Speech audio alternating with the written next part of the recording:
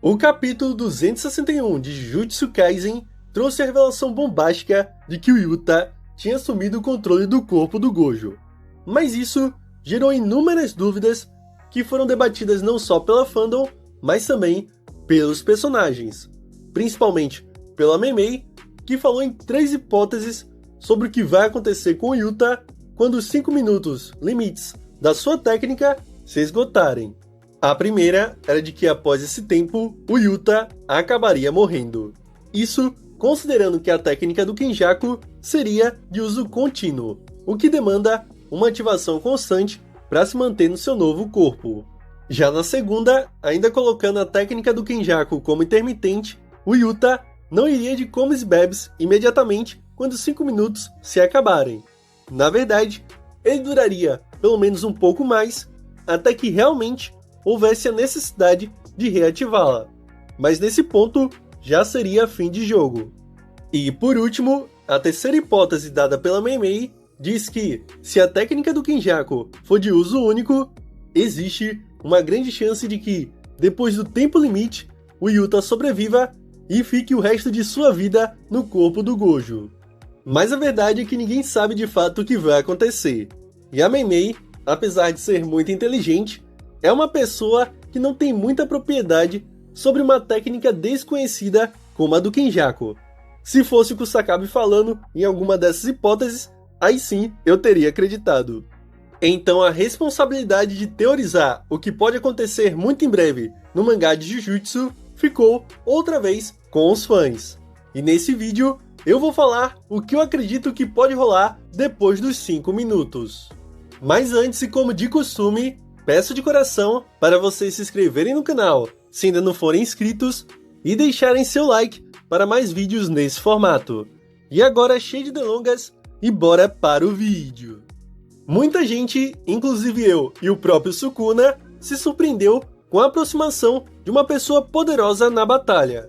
E tudo levava a crer de que aquele era o Satoru Gojo. Mas era o Yuta, que copiou a técnica do Kenjaku e trocou o seu cérebro para o corpo do Gojo. Antes de ser oficializado de que era o Yuta, várias e várias teorias foram criadas para tentar prever o que iria acontecer. No entanto, como estamos falando de Gege Akutami, o autor que gosta de fugir de clichês, ninguém conseguiu acertar o que ocorreu. Só que dessa vez, eu acho que as chances de acertar os próximos acontecimentos de Jujutsu estão maiores. O Gege não nos engana mais. De tanto ele brincar com os nossos corações, e essa do Gojo foi o auge da trollagem, nós já sabemos que o seu negócio é seguir por um caminho que seja uma grande surpresa, e não o que tudo indica que vai ser. Partindo dessa lógica, o que eu vou dizer talvez pareça maluquice, e talvez não aconteça. Mas depois dos 5 minutos, minha aposta é que o Gojo vai voltar. Sim, eu sei, talvez você esteja me chamando de fanboy do Gojo, dizendo para engolir o choro e aceitar que o homem não volta mais. Só que calma, não é bem assim. A não ser que o Sukuna acabe com o Yuta antes dos 5 minutos, ou que de alguma forma o Kenjaku brote no corpo do Gojo, porque eu também não duvido que o Gege faça isso. Mas bora lá, considerando que o Yuta sobreviva e que não brote nenhum Kenjaku. A gente viu lá no arco de Shibuya 2 coisas muito interessantes. A primeira foi que quando o Kenjaku conseguiu selar o Gojo, o nosso feiticeiro dos 6 olhos tentou de alguma forma provocar o Geto para não permitir que o Kenjaku ficasse usando seu corpo da forma que ele bem entendesse. E o resultado da provocação do Gojo foi algo surpreendente até para o próprio Kenjaku. Durante alguns segundos, o Geto de algum modo conseguiu controlar o seu braço e tentou colocar um fim no plano maluco do Kenjaku. Mas apesar do susto, o Kenjas retomou o controle. Só que aqui, o Kenjaku fala que essa experiência de perder momentaneamente o controle total do corpo que ele assume foi uma coisa nova para ele. Isso nunca tinha acontecido antes. Tanto que depois daí, ele sela logo o Gojo com medo de que isso se repetisse. E depois, ao encontrar o Mahito, ele diz para a maldição uma coisa muito curiosa. Ele fala que a alma é o corpo e que o corpo é a alma, dando a entender de que se ele não tomasse cuidado, o corpo, que tem no mínimo algum resquício da alma do Geto, poderia dominar novamente. Já que se o corpo tá vivo, tá funcionando tudo direito, então a alma também tá lá e pode se manifestar. Já outra coisa que eu quero falar com vocês é o retorno do Toji em Shibuya. Naquela época, nós tínhamos dois personagens, que eram vó e neto.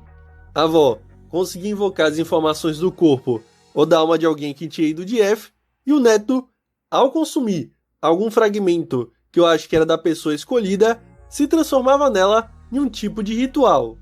E a velha tinha o cuidado de transmitir apenas as informações do corpo para que não houvesse o risco dela ou do seu neto perder o controle para a alma do verdadeiro dono do corpo. Mesmo assim, aconteceu algo muito estranho. O seu neto, ao se transformar no Toji, não aguentou nem muito tempo e perdeu o comando pro Toji de verdade, causando um tremendo caos em Shibuya. Foi dito na época que o Toji, por ter um corpo com uma restrição celestial, conseguiu burlar a lógica da técnica da velha Ogami e superou a alma do seu neto, assumindo assim o controle. Mas, e será que se não foi só o corpo, talvez também tenha sido a alma? Será que ter uma restrição celestial torna a manifestação da sua alma ainda mais forte quando seu corpo é recuperado? Essas questões podem ser respondidas, na minha visão, quando Toji encontra o Megumi, consegue recuperar parte de suas memórias e decide acabar consigo mesmo para não machucar o seu filho. Ou seja, ao trazerem de volta o corpo do Toji, trouxeram também a vontade da sua alma, que era de proteger o seu filho, mesmo sendo um pai ausente. Agora, por que eu trouxe esses dois exemplos para vocês? Essas duas situações funcionam como dicas para algo que pode estar por vir nos próximos capítulos. Se o Gege não aproveitar esses ganchos que ele deixou e não trabalhou na obra, vai ser uma grande oportunidade desperdiçada. Como o despertar do Geto contra o Kenjaku não ocorreu, para ter um desenvolvimento daquela conversa que o Kenjas teve com o Gojo sobre corpo e alma, a chance dela ser trabalhada nesse momento com o Yuta no corpo do Gojo são bem altas. E o Gojo, que apesar de não ter uma restrição celestial, é um cara diferenciado, ele pode, após os 5 minutos, retomar o controle do seu corpo, nem que seja temporariamente, para encerrar de uma vez por todas sua luta contra o Sukuna, ou quem sabe causar um dano definitivo para fazer o Sukuna finalmente levar o Itadori a sério. Tudo isso porque o corpo do Gojo, agora inteiraço, pode ao menos conter a vontade da sua alma. Portanto, como o Gojo é um dos personagens mais fortes da obra e sem dúvidas possui uma alma muito poderosa, eu não vejo nenhum problema dele reaparecer quando o tempo do Yuta acabar. Fico triste por essa possível despedida do Yuta? Sim, fico, mas felizmente eu não sou a Maki que vai sair perdendo independente do que aconteça. Mas e vocês? Quais são suas apostas e teorias? Concordam com o que eu falei? Acham que o Yuta não dura nem 5 minutos? Ou será que quem volta é o Kenjaku? Me digam aqui nos comentários e não se esqueçam de se inscrever no canal. Valeu, galera! Fui!